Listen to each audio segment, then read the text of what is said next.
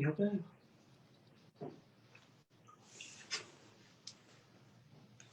we are on air now.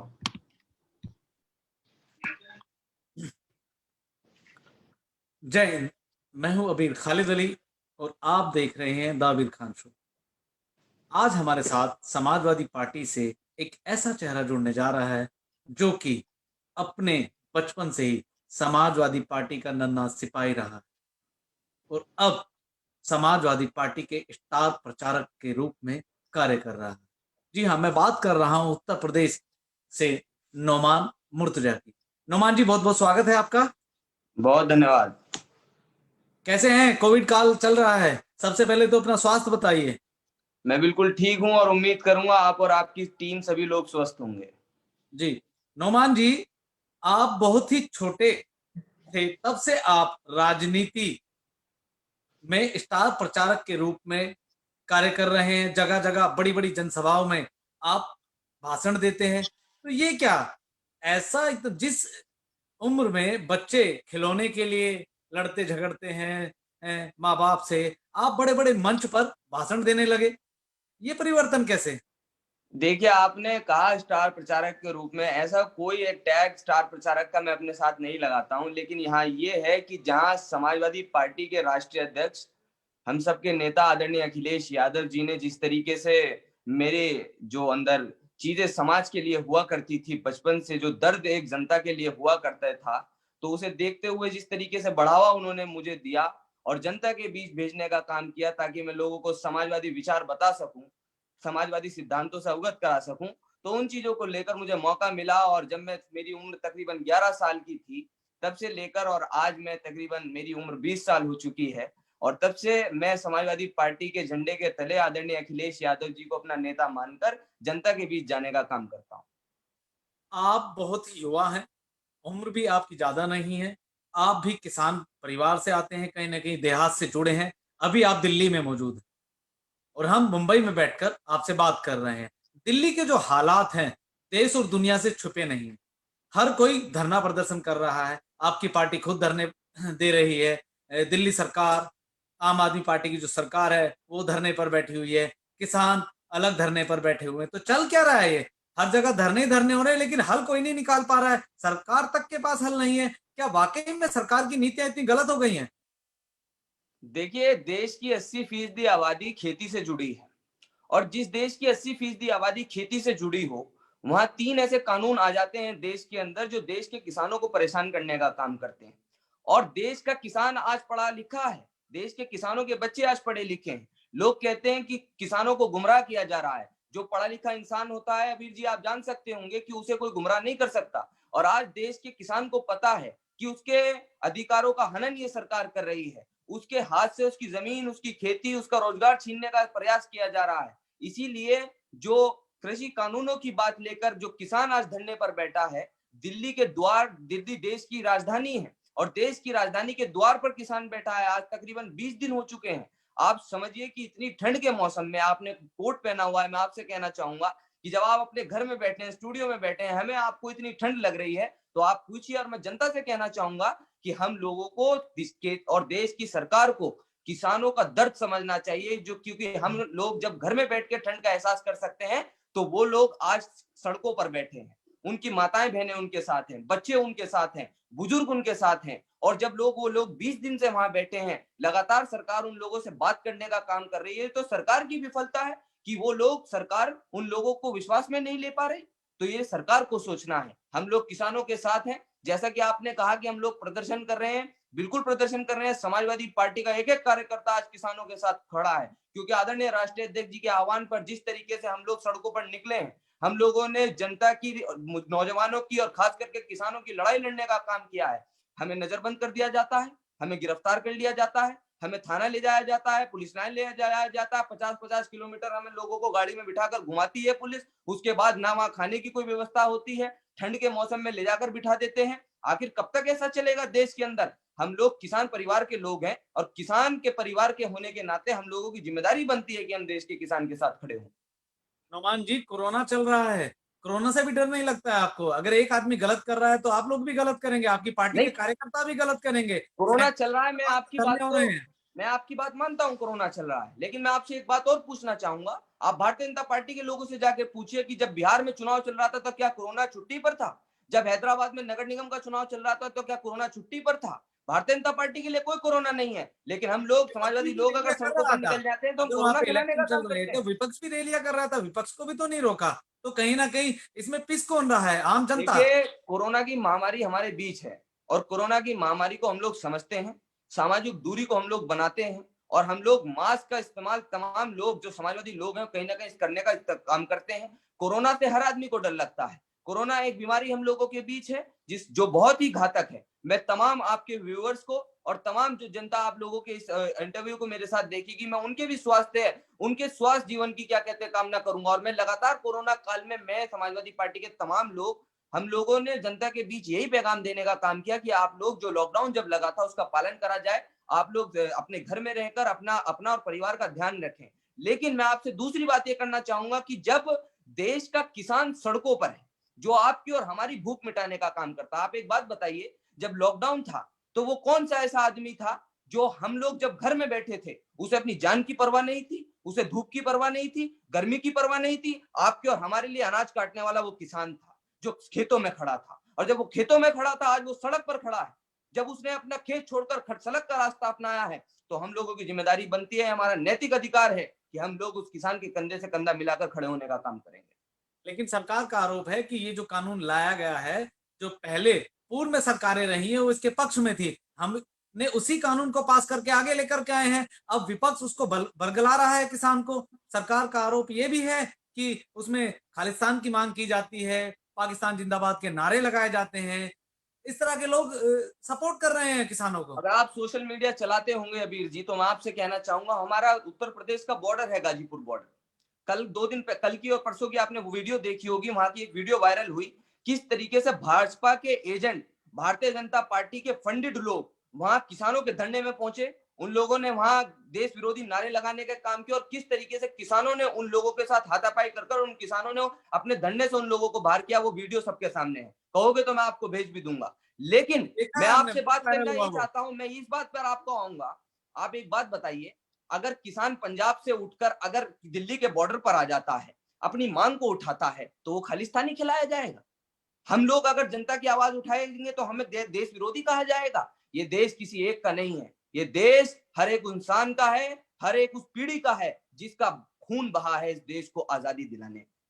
ये आपका हमारा हर एक इंसान का देश है, किसी एक व्यक्ति का देश नहीं होता देश। और हमारी ये खुशकिस्मती है कि हमारे यहाँ इतने धर्म, इतनी जातियां, इतनी भाषा, इतने तरीके के ट्रेडिशन हम लोग अपने देश में देखते हैं, कहीं आपको देखने का नहीं मिलेगा। और ये देश की खुशनसीबी है और यही इस देश की खूबसूरती है।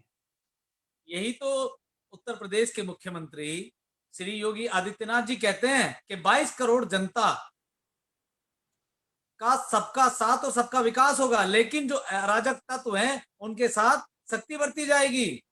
यही नहीं, तो वो भी बिल्कुल। कह रहे हैं, उनकी बात सबका क्यों नहीं मान लेते हैं आप? सबका साथ और सबका विकास का नारा पहली बात तो योगी जी का नहीं था, वो मोदी जी का नारा था। और उसके बाद मोदी जी के नारे को लेकर वो उत्तर प्रदेश में चुनाव लड़े। लेकिन मैं सबके साथ और सबके विकास पे आपसे बताना चाहूंगा कि आज सबका ना तो साथ है और ना सबका विकास है, कॉर्पोरेट्स का साथ है और कॉर्पोरेट्स का विकास है। उत्तर प्रदेश में लव जिहाद का कानून बना दिया गया है, कितना समर्थन करते हैं इसका आप देखिए, युवा हैं? मैं और आप अगर इस चीज पे बात ना करें तो अच्छा है, जनता सब जानती है, जनता देख रही है। मतलब हम लोग इस जनता। तरीके की चीज का जो समाज में जो चीजें नफरत फैलाए, समाजवादी लोग, समाजवादी विचारधारा के लोग उस चीज को कभी समर्थन नहीं करेंगे। 2022 में क्या देख रहे हैं? पूर्ण समर्थन की सरकार बना पाएंगे या फिर इस बार गठबंधन के साथ लड़ेंगे? उत्तर प्रदेश के अंदर आदरणीय अखिलेश यादव जी की अगुवाई में उत्तर प्रदेश की जनता समाजवादी पार्टी के लोगों के हाथों में सरकार देने जा रही है। 2022 के अंदर प्रचंड बहुमत की सरकार के साथ हम लोग आएंगे और जो जिस तरीके से शोषण जनता का ये सरकार कर रही है, जनता बर्दाश्त नहीं करेगी। और मैं फिर कहना चाहूंगा, आपके व्यूअर्स के माध्यम से कहना चाहूंगा कि उत्तर प्रदेश की एक एक जनता के एक एक आदमी ने अपना मन बना लिया है कि उत्तर प्रदेश को एक पढ़ा लिखा मुख्यमंत्री, एक विकास करने वाला पुरुष, जिसने देश के उत्तर प्रदेश के, अगर मैं आप जैसे किसान कानून की आपने बात करी, किसान आंदोलन की बात करी, जिसने किसानों का साथ दिया, नौजवानों का साथ दिया, अल्पसंख्यकों का साथ दिया, जिसने महिलाओं का साथ दिया, पेंशन देने का काम किया, महिलाओं के लिए 1090 लाने का काम किया, देश उत्तर प्रदेश के अंदर 100 नंबर मोबाइल सर्विस के थ्रू पुलिस सर्विस देने का काम किया।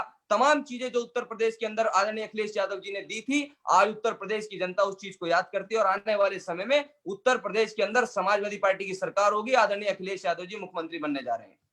उत्तर प्रदेश में जिस तरह से स्थानों के नाम बदले गए हैं, आपने जो अभी कई सारी चीजें गिनवाई हैं अपनी सरकार की, उसमें से बहुत सारी चीजें बंद कर दी गई हैं। क्या आपकी सरकार आने पर इन्हें दोबारा से बहाल किया जाएगा? देखिए, हम लोग जो समाजवादी पार्टी के विचारधारा के लोग हैं, हम लोग काम करने में विश्वास रखते हैं, लेकिन उत्तर प्रदेश में जिनका राज है वो नाम बदलने में विश्वास रखते हैं। किसी को नामकरण कराना हो तो उत्तर प्रदेश के मुख्यमंत्री के पास जा सकता है। लेकिन मैं आपने जो सवाल आपने पूछा कि जो चीजें बनी हैं उनको हम लोग बहाल करेंगे, वो तो करेंगे ही, लेकिन जो चीजें हमने दी थी, क्योंकि 5 साल बीत चुके हैं, आज हम लोग मॉडर्न जमाने में बहुत आगे पहुंच चुके हैं, टेक्नोलॉजी के वर्ल्ड में पहुंच चुके हैं, तो जो चीजें दी थी उससे 10 गुना ज्यादा आगे एडवांस चीज उत्तर प्रदेश में समाजवादी पार्टी के लोग और आदरणीय हम सबके नेता अखिलेश यादव जी जनता के बीच लाने का काम करेंगे। प्रधानमंत्री जी का सपना है कि देश को डिजिटल कर दिया जाए। आज कोविड काल के दौरान स्कूलों में शिक्षा डिजिटल हो रही है, कितनी सच्चाई है उत्तर प्रदेश में इसकी? नहीं, बिल्कुल डिजिटल हो रही है, लेकिन आप दूसरे पहलू पर भी तो जाइए। जहां देश शिक्षा को प्राइवेटाइज करने जा रहा है, देश की सरकार प्राइवेटाइज करने की कोशिश कर रही है। आप ये बताइए, जब सरकारी स्कूल सरकारी कॉलेजों में हम लोग पढ़ते हैं, आप भी कहीं ना कहीं पढ़ के निकले हैं, मैं आपसे पूछना चाहूंगा, जिस मूल्य धन में, जिस धनराशि में हम लोग सस्ते में हम लोग अच्छी शिक्षा आज देश के सरकारी संस्थानों में पाने का काम करते हैं, जब आने वाले समय में जो सरकार अपना षड्यंत्र रचने का काम कर रही है, वो संस्थान जब प्राइवेटाइज हो जाएंगे, तो आप क्या यकीन कर सकते हैं कि आपके और हमारे गरीबों के बच्चे क्या उन स्कूल कॉलेजेस में पढ़ पाएंगे? डिजिटल हो गया, मैं मानता हूं, लेकिन आप दूसरे पहलू को भी देखिए कि सरकार देश को कहां ले जाना चाहती है। शिवपाल सिंह यादव जो कि पार्टी के चचा माने जाते हैं, क्या लगता है अब जो पारिवारिक कलह थी वो सिमट चुकी है, सब एक हो गया है? कलह आप लोगों को दिखती होगी, हम लोगों के बीच कोई कलह नहीं है। हमारा लेकिन चाचा का सम्मान जो पहले भी चीजें था और जग आज भी जाहिर है है। उसे आप कैसे किनारा कर सकते हैं? उस पे जो जो जो आप लोग पूछना चाहते हैं, जो आप लोग सुनना चाहते हैं, जनता समझना चाहती है, मैं समझता हूं कि आदरणीय अखिलेश यादव जी ने उस पर बहुत अच्छी चीज आप लोगों के बीच, तमाम लोगों के बीच जसवंत नगर को लेकर उन लोगों ने कह दी है और आदरणीय अखिलेश यादव जी ने खास रूप से कह दी। उत्तर प्रदेश के जो मुख्यमंत्री हैं योगी आदित्यनाथ हमेशा इस बात पे जोर डालते हैं कि किसी भी तरह का कानून कोई व्यक्ति हाथ में न ले, लेकिन ऐसा क्यों है कि ज्यादातर समाजवादी पार्टी के कार्यकर्ता जो ज्यादातर कानून अपने हाथ में ले लेते हैं, उनके ऊपर इतने मुकदमे लगा दिए गए हैं? तो ये जानबूझ के ऐसा किया जा रहा है या वाकई में कुछ इस तरह के इस किस्म के लोग हैं समाजवादी पार्टी में जो पार्टी को बदनाम करने का काम करते हैं? देखिए, पार्टी को कोई बदनाम करने का काम नहीं करेगा। ये एक एक लोग समाजवादी विचारधारा के, समाजवादी सिद्धांतों के लोग आज सड़कों पर उतरे हैं। बात रही कानून को हाथ में लेने की, कानून हम लोग हाथ में कभी नहीं लेते, और कानून तो जब हाथ में लिया जाएगा वीर जी, जब आपको और हमें, हम समाजवादी लोगों को सड़क पर चलने की आजादी होगी। हमें तो घर में बंद कर दिया जाता है, हमें थाने में बंद कर दिया जाता है, हमें कचहरी में बंद कर दिया जाता है, जेल भेज दिया जाता है, मुकदमे लगा दिए जाते हैं, तो हम और आप कहां से कानून हाथ में ले लेंगे? आप ये बताइए मुझे। कानून कोई हाथ में नहीं लेता। हम कानून को मानने वाले लोग हैं, देश के संविधान को मानने वाले लोग हैं। हम चाहते हैं कि देश के संविधान से चले, लेकिन ये हमारी बदकिस्मती है कि देश के अंदर संविधान को तार तार किया जा रहा है। संविधानिक जो लोकतांत्रिक व्यवस्था इस देश की है, उस लोकतांत्रिक व्यवस्था को खराब करने में ये लोग लगे हैं। आपकी पार्टी के एक बहुत ही कद्दावर नेता हैं जनाब आजम खान साहब, उनके साथ जो हो रहा है वो बिल्कुल जग जाहिर है। क्या आपको लगता है कि वाकई में उनसे कोई राजनीतिक दुश्मनी निकाली जा रही है? नहीं, बिल्कुल। हमने हमारे नेता आदरणीय अखिलेश यादव जी ने हमेशा इस बात को कहा है कि जिस तरीके से व्यवहार उन लोग आदरणीय आजम खान साहब और उनके परिवार के साथ हो रहा है बिल्कुल सही नहीं है। हम लोगों को दुख है, वो हम लोगों के बीच नहीं है, और हम लोगों ने जहां भी मजबूती से उनकी जरूरत पड़ी, हमने उनकी लड़ाई को लड़ने का काम किया है। खुद आदरणीय अखिलेश यादव जी गए थे, जब वो उन्हें जेल भेजने का काम किया था, मिलने पहुंचे थे, हम लोगों ने प्रदर्शन किया, तमाम चीजें की, लेकिन हम लोग विपक्ष में हैं, और विपक्ष में जब हम लोग हैं तो सरकार हमारी नहीं सुनेगी, ये जाहिर है, क्योंकि हम समाजवादी लोग हैं, जब जनता की आवाज हम उठाएंगे तो हमारी आवाज को दबाने की कोशिश की जाएगी, क्योंकि ये सरकार जनता और हम लोगों के विरोध में ही काम करेगी। ये सरकार की जो नीति है वो जनता समझ चुकी है, और आदरणीय आजम खान साहब और उनके परिवार के साथ जो हो रहा है बहुत ही दुखद है, और आने वाले समय में जनता इस बात का जरूर बदला लेगी, जरूर जवाब देने का काम करेगी। बंगाल में चुनाव है बहुत जल्द, उसके बाद फिर आपका उत्तर प्रदेश में चुनाव है। तो अभी जो माहौल है दिल्ली के बॉर्डर पर, दिल्ली की सीमा पर, कि किसान आंदोलन पर डटा हुआ है, उसमें महिलाएं हैं, बच्चे हैं, युवा हैं, बुजुर्ग हैं, हर एज का व्यक्ति वहां पर बैठा हुआ है। सरकार बिल्कुल भी पीछे हटने के लिए तैयार नहीं है। क्या लगता है ये सब कहीं ना कहीं जो इलेक्शन आते हैं उसके दौरान ही ऐसा क्यों होता है? कहीं ये भी राजनीति का शिकार तो नहीं है? नहीं, आप किसान आंदोलन को राजनीति से नहीं जोड़ सकते ना। मैं चाहूंगा कि आप एक बहुत अच्छे पत्रकार हैं, आप किसान आंदोलन का राजनीति से मत जोड़िए। हम भी किसान आंदोलन को राजनीति से नहीं जोड़ते हैं। बात देश के किसान की है, देश की 80% आबादी की है। आपने बात की बंगाल के चुनाव की। मैं कामना करूंगा कि आने वाले समय में बंगाल के अंदर सांप्रदायिक ताकतें हारे और वहां सेकुलरिज्म की जीत हो। जिस तरीके से बिहार की आपने बात करी, बिहार में क्या हुआ वो आप भी जानते हैं, देश की जनता ने देखा है। वहां सांप्रदायिक ताकतों ने वहां सेकुलरिज्म को हराने का काम किया है, और लेकिन उसके बावजूद भी जो जीत वहां भारतीय जनता पार्टी को मिली है वो जीत नहीं होती। आपने भी देखा है वहां किस तरीके की चीजें हम लोगों के सामने आई हैं। ये टेक्नोलॉजी का वर्ल्ड है, सोशल मीडिया का जमाना है, हम लोग सब चीजों से भली भांति वाकिफ रहते हैं, देखते हैं, समझते हैं, और जनता भी समझती है। इसका मतलब जो नारा, जो चीजें कही जाती हैं, कहीं ना कहीं बैलेट के ऊपर बुलेट भारी हो गई है। नहीं, ये तो बिल्कुल, ये तो आप लोगों को, ये तो आपसे आप लोकतंत्र का तीसरा चौथा स्तंभ है, आप लोगों को तो बेहतर पता है इस चीज के बारे में। आप ये बताइए, मैं आपसे एक सवाल पूछूंगा और आपके जी माध्यम से जनता से भी सवाल चाहूंगा और जी। तमाम लोगों से पूछना चाहूंगा। हिंदुस्तान का नागरिक होने के नाते समाजवादी पार्टी के लोगों के कुछ कॉन्स्टिट्यूशन राइट्स हैं या नहीं, और अगर हैं तो फिर क्यों हम लोगों को घर में बंद किया जाता है, क्यों जनता की आवाज नहीं उठाने दी जाती? इस बात का जवाब दे सरकार। आप मेरी बात सुनिए, आप जो ये दुहाई दे रहे हैं, अभी हाल फिलहाल में क्या हुआ बंगाल में? बीजेपी के राष्ट्रीय अध्यक्ष जेपी नड्डा जी के ऊपर हमला हो जाता है। अगर वो भी यही कहते हैं कि हमारी यहाँ सरकार नहीं है और राज्य सरकार की जिम्मेदारी होती है ये सब सुरक्षा देने की, जो सुरक्षा में चूक आदरणीय की गई, जो ये भी कोई जो राजनीतिक प्रोपगंडा है? जो जेपी नड्डा जी के साथ हुआ, हम समाजवादी लोग उसकी निंदा करते हैं, वो बिल्कुल ठीक नहीं है। जो निंदा अराजक करने का तत्व, काम आपका नहीं है, ये निंदा करने का काम किसी और व्यक्ति का है। ये आपको पता है ये कौन ज्यादा ये निंदा जो करता है? अराजक तत्व इस चीज में लगातार इस तरीके की माहौल देश में बनाना चाहते हैं, ये माहौल देश के लिए अच्छा नहीं है। उसमें हम लोग हमेशा, जो हमने राजनीति, समाजवादी सिद्धांत के लोगों ने जो राजनीति की है, वो हमेशा सिद्धांतों की ही राजनीति की है, और हमेशा राजनीति सिद्धांतों की होनी चाहिए। पर्सनल लेवल पर आकर राजनीति करना राजनीति नहीं कहलाता। और जो वहां हुआ वो ठीक नहीं है, और किसी के भी साथ, चाहे कोई विपक्ष का हो नेता या कोई सरकार का नेता हो कि वो अन्य स्टेट में जाता है, उसके साथ इस तरीके की चीजें बिल्कुल नहीं होनी चाहिए।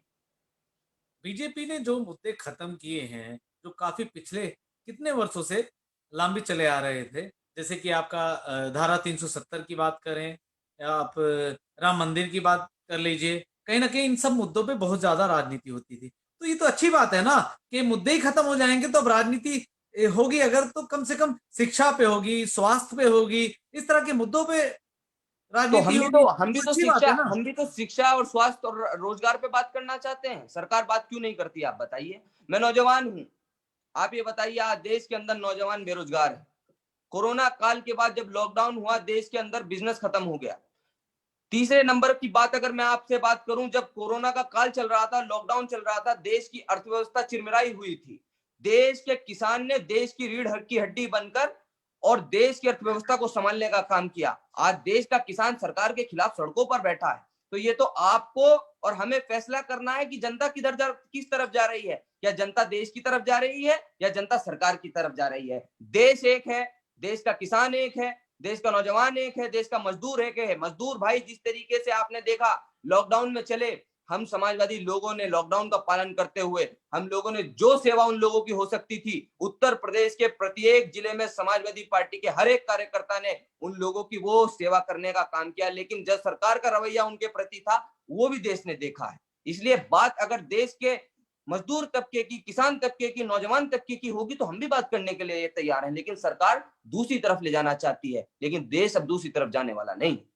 लेकिन सरकार आरोप लगाती है, जो किसान वहां धरने पर बैठे हुए हैं, बिरयानी खा रहे हैं, पिज्जा खा रहे हैं, जीन्स और टी शर्ट पहन के आ रहे हैं, करोड़ों रुपए की गाड़ियों में वहां धरना कर रहे हैं, इसमें कितनी सत्यता है? तो क्यों क्यों आप एक बात का जवाब मुझे दीजिए, क्या देश के किसान को पिज्जा खाना अलाउ नहीं है? देश के किसान को जीन्स टी शर्ट पहनना अलाउ नहीं है?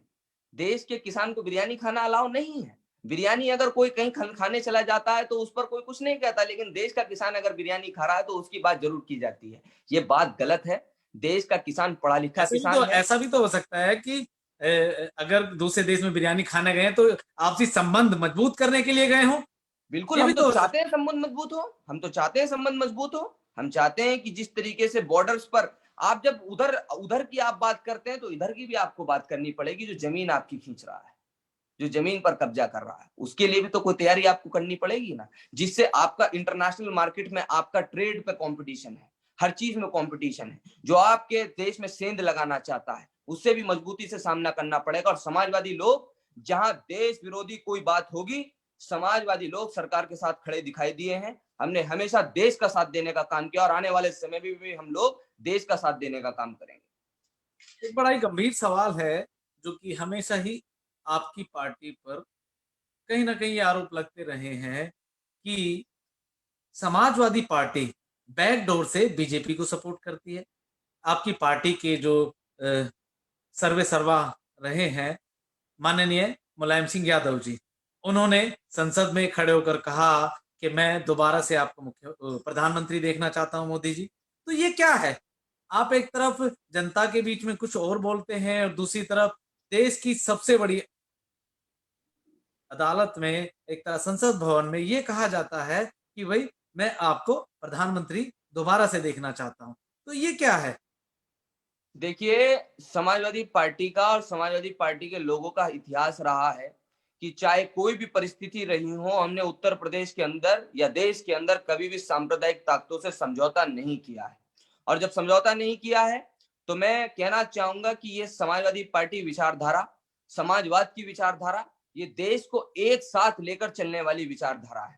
और जब हम लोग देश को एक साथ लेकर चलना चाहते हैं तो जो लोग देश को तोड़ना चाहते हैं, देश में प्रत्येक दिन लगातार कोई ना कोई नया मुद्दा लाकर देश को भ्रमित करने का काम करना चाहते हैं, हम लोग उनका साथ कभी नहीं दे सकते। इस सवाल का जो जवाब है आपने बड़े ही घुमा फिरा के दिया है। जो बातें सही थी, सीधी सपाट, वो नहीं बोली। मैं देखिए, मैं सीधा और स्पष्ट बोलने वाला इंसान हूं और इसी नाम से जाना जाता हूं। और जो जवाब आपको मैंने दिया, शायद जनता उस सवाल को जवाब जाएगी। अगर आप नहीं समझ पाए तो जनता उसे जरूर समझेगी। अगर सरकार नहीं झुकती है, अगर सरकार नहीं झुकती है और ये कानून को वापस नहीं लेती है तो समाजवादी पार्टी की तरफ से आगे की क्या रणनीति है? आप युवा हैं, युवा होने के नाते अपना निजी क्या प्रतिक्रिया देना देखिए, चाहेंगे? राजनीति में अगर आप, मैं फिर उसी बात पर आऊंगा, किसान आंदोलन को अगर आप राजनीति से जोड़ेंगे तो राजनीति में कोई चीज निजी नहीं होती। लेकिन एक किसान परिवार का नाते, किसान परिवार के होने के राजनीति नाते तो हो रही है ना, राजनीति तो हो रही है। मर कौन रहा है? पिस कौन रहा है? दो पार्टों के बीच में पिस कौन रहा है? किसान पिस रहा है ना। आप मुझे एक बात का बताइए, जवाब दिल्ली दीजिए में ना। जिसकी मैं सरकार है आपसे पूछता वो भी हूँ, धरने पर बैठे हुए हैं। आप मुझे एक बात का जवाब दीजिए जी। आप मुझे ये बताइए कि आप देश के अंदर ये बात कहते हैं कि किसानों के पीछे और लोगों का हाथ है। आप ये बताइए, देश का किसान आज क्या पढ़ा लिखा नहीं है? मैं आपसे बार बार इसी बात को पूछता हूँ। और अगर देश का किसान पढ़ा लिखा है तो उसे कोई भ्रमित नहीं करा सकता, कोई नहीं घुमा सकता। और किसान आंदोलन पर कोई किसी तरीके की राजनीति नहीं है।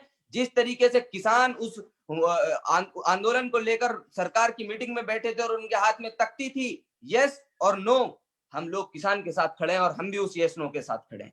या तो देश की सरकार उन किसानों की बात समझे, वरना जब तक किसान अपनी बात नहीं मनाएगा, जब तक किसान संतुष्ट नहीं होगा, हम समाजवादी लोग किसानों का साथ इस तरीके से देने का काम करेंगे। और हम लोग हर लड़ाई, सड़क से लेकर संसद तक की लड़ाई, हम लोग किसानों के लिए लड़ते आए हैं और लड़ने का काम करेंगे, कंधे से कंधा मिलाकर खड़े होने का काम करेंगे। एक बहुत बड़ा आंदोलन खड़ा हुआ था, आपको याद होगा, बाबा रामदेव जो योग गुरु हैं हमारे देश में, उन्होंने एक आंदोलन शुरू किया था। जब कांग्रेस की सरकार थी केंद्र में, दिल्ली के रामलीला मैदान में ये आंदोलन चल रहा था। कहा ये गया था ये योग शिविर लगाया जा रहा है और फिर वहां पर धरने पर बैठ गए थे। अचानक रात के 4 बजे जब सब लोग सोए हुए थे, अचानक से उस आंदोलन को तहस नहस कर दिया जाता है और बाबा रामदेव अगर कहीं नजर आते हैं तो हरिद्वार में, उत्तराखंड में वो नजर आते हैं प्रेस कॉन्फ्रेंस करते हुए। ऐसा तो नहीं, सरकार इस आंदोलन को जो ये विकराल रूप ले चुका है, अभी हर समाज, हर धर्म का इंसान इसको सपोर्ट करता दिख रहा है, इसको ऐसे ही बिल्कुल बुरी तरह से तहस नहस कर देगी। देखिए, वो बाबा रामदेव का आंदोलन था और बाबा रामदेव जी बहुत अच्छे इंसान हैं। जिस तरीके से उन्होंने आंदोलन करा, आज काफी अच्छे इंसान भी हैं और अच्छी ग्रोथ भी की है देश में उन्होंने। वही मैं उसी बात पर आना चाह रहा था कि देश के अंदर जैसे पतंजलि का नाम आप और हम लोग सुनते हैं, तो जी। किस तरीके से आंदोलन उन लोगों ने किया और आंदोलन का क्या रूप हुआ, आंदोलन कहाँ जाकर रुका, वो देश जानता है, मैं उस पर नहीं बोलना चाहता। जी। लेकिन जहां बात आप किसान आंदोलन की करते हैं, वो आंदोलन रामदेव जी का था, ये आंदोलन देश का है, ये देश के किसान का है, देश के किसान माता बहनों का है, बुजुर्गों का है, नौजवानों का है, हर एक उस दबे कुचले इंसान का है जो खेती से जुड़ा है और देश के अंदर अपने अधिकारों को मजबूत रखना चाहता है। बाबा भीमराव अंबेडकर के संविधान को मानने वाले प्रत्येक इंसान का ये आंदोलन है और हम लोग इस आंदोलन का भरपूर लगातार सपोर्ट करते रहे हैं। और जब तक किसान संतुष्ट होकर अपने घर वापस नहीं जाएंगे, समाजवादी पार्टी के लोग, हम अखिलेश जी के सिपाही इसी तरीके से इस आंदोलन के साथ खड़े रहकर आप लोगों को दिखाई देंगे। आप लोग उत्तर प्रदेश की कानून व्यवस्था पर उंगली उठाते हैं कि कानून नाम की कोई चीज नहीं बची है, जंगल राज चल रहा है। लेकिन इसी तरह का कानून जब आप लोगों की सरकार थी, तब आप ही की पार्टी में कई ऐसे लोग थे जिन पर बलात्कार के मुकदमे चल रहे थे, लेकिन उन्हें पुलिस अरेस्ट नहीं कर रही थी। तो ये तो वो हो गया ना, अगर आप सत्ता में हैं तो आप अपनी मनमर्जी करेंगे, दूसरी पार्टी सत्ता में है तो अपनी मर्जी करेगी। इसमें पिसता कौन है? जनता ही पिसी ना। देखिए, मैं आपको एक बात कहना चाहता हूं, आपने जी। अच्छा हुआ इस सवाल मुझसे पूछा, मैं बोलना चाहता था इस चीज पर। जी। आपने उत्तर प्रदेश की कानून व्यवस्था की बात करी, तो मैं कहना चाहता हूं उत्तर प्रदेश में जंगल राज है, गुंडों का राज है। ये देश देखता है, प्रदेश देखता है। बात हमारी अगर आप करोगे, हमने 100 नंबर देने का काम किया था, आप 100 नंबर के बदले कोई और बेहतर व्यवस्था देते, हम मानते, आपने उसका नाम बदलने का काम किया। हमने जो जो योजनाएं सरकार में लाने जा रहे थे, जो एक्सप्रेसवे अखिलेश जी ने आगरा से लेकर और लखनऊ तक का बनाया और आगे गाजीपुर वो एक्सप्रेसवे जाना था, आप लोगों ने उस एक्सप्रेसवे का उद्घाटन हमने किया। लेकिन उसके बावजूद आपने उस एक्सप्रेसवे पे आने वाले समय में, आज वो एक्सप्रेसवे है, वहां कोई बसावत, नया नया इंफ्रास्ट्रक्चर आप लोगों ने वहां खड़ा नहीं किया। उसके बाद मैं आपसे बात करूंगा लखनऊ की मेट्रो की, वो हम लोगों ने दी। उसके बाद आप ये बताइए कि मेरठ की बात करूंगा मैं आपसे, अभी मुख्यमंत्री जी मेरठ आए थे, क्योंकि मेरठ से ताल्लुक रखता हूं। मेरठ बहुत दिनों से मेट्रो आने की बात चल रही थे, काम चल रहा है। लेकिन आप ये बताइए, ये सरकार केवल और केवल वादे करती है, वादों को निभाने का काम नहीं करती। उसके बाद दूसरी बात मैं आपसे कहूंगा कि उत्तर प्रदेश में गुंडों की बात आपने करी। आप एक बात बताइए, उत्तर प्रदेश के अंदर कोई दिन ऐसा नहीं होता, कोई शाम ऐसी नहीं होती जो उत्तर प्रदेश के चारों कोनों में से किसी एक कोने में से बड़ी वारदात की घटना हमारे सामने नहीं आती। मैं आपसे पूछना चाहता हूं, आपके माध्यम से सरकार से पूछना चाहता हूं, जब हाथरस की घटना हुई, उस बहन के साथ जो कुछ हुआ वो हमने देखा। आप ये बताइए, समाजवादी लोग सड़कों पर थे और भारतीय जनता पार्टी के लोग जब वहां मिलने पहुंचे तो उनसे परिवार ने मिलने से इनकार कर दिया। आप ये बताइए, वो बहन जो उसके साथ इतना सब कुछ हुआ, मेरी रूह कांप जाती है जब मैं उस बहन के बारे में सोचता हूं। उसकी बॉडी उसके उसके उसके परिवार तक को देने का काम नहीं किया। तो ये जो सरकार में आपने कानून व्यवस्था की बात की, तो कानून व्यवस्था की धज्जियां सबसे ज्यादा उत्तर प्रदेश की सरकार उड़ाने का काम करती है और इसीलिए उत्तर प्रदेश के अंदर अपराधियों के हौसले बुलंद हैं। आपने बड़ी बेबाकी के साथ हमारे सारे सवालों की जवाब दिए, थोड़े बहुत घुमा फिरा के दिए, लेकिन दिए जरूर। आप युवा हैं और पूरा भविष्य आपके सामने है। तो हमारी कामना यही है कि आप हमेशा ऐसे ही गलत को गलत और सही को सही कहते रहें। सबसे बड़ी बात देखने वाली ये होगी कि जो किसान आंदोलन इतना विकराल रूप ले चुका है और कहाँ तक जाता है, इसका हल कब निकलता है। इसके हल का इंतजार देश के हर व्यक्ति को है, यहाँ तक कि दुनिया की नजरें भी इसी पर टिकी हुई हैं। तो ये थे हमारे साथ समाजवादी पार्टी के एक नन्हे सिपाही नौमान मुर्तजा। अगली बार किसी ऐसे ही व्यक्ति विशेष से फिर आपकी बातें कराएंगे। देखते रहिए द आबिर खान शो। जय हिंद।